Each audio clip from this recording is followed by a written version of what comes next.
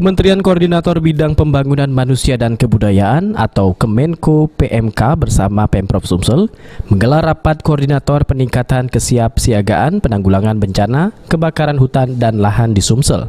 Deputi Bidang Kerawanan Sosial dan Dampak Bencana Kemenko PMK Dodi Usodo dalam sambutannya mengharapkan pemangku kebijakan dapat saling bersinergi dalam penanggulangan bencana karhutla. Menurutnya, kebijakan penanganan karhutla dari pemerintah pusat dan pelaksanaan di daerah dapat bersinergi, termasuk antar instansi yang berkepentingan seperti TNI, Polri, BNPB, Manggala Agni, dan lainnya.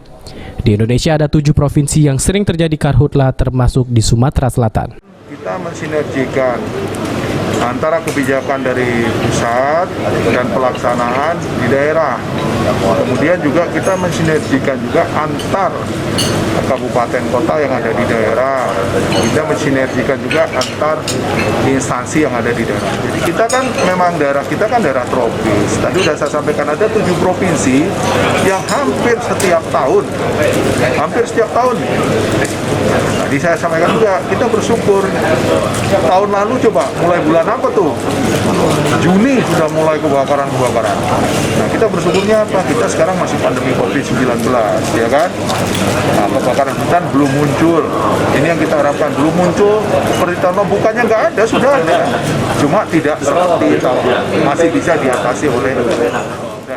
Sementara itu, Wakil Gubernur Sumsel, Mawardi Yahya menjelaskan ada 10 kabupaten di Sumsel yang rawan terjadi karhutla. Pemprov Sumsel telah menyiapkan anggaran 37 miliar untuk mengatasi karhutla pada tahun ini. Deputi Bidang Penanganan Darurat BNPB Dodi Ruswandi menjelaskan penanganan pengendalian karhutla pada tahun ini di tengah pandemi COVID-19. Untuk itu lebih berat mengingat dampaknya kabut asap akan mengancam kesehatan masyarakat. Menurutnya, Sumsel penting mengingat akan menjadi daerah pintu masuk kabut asap ke negara ASEAN apabila tidak siap.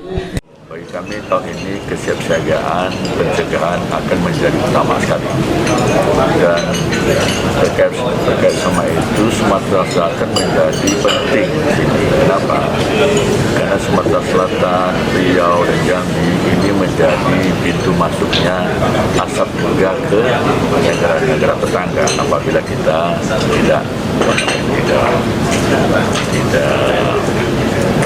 tidak siap untuk mengawal Sumatera Selatan. Itu juga akan berarti mengawal seluruh kawasan ASEAN ini. Julius Lumban Gaul, PAL TV. Penanggulangan bencana karhutla, stakeholder, pemerintah pusat dan daerah.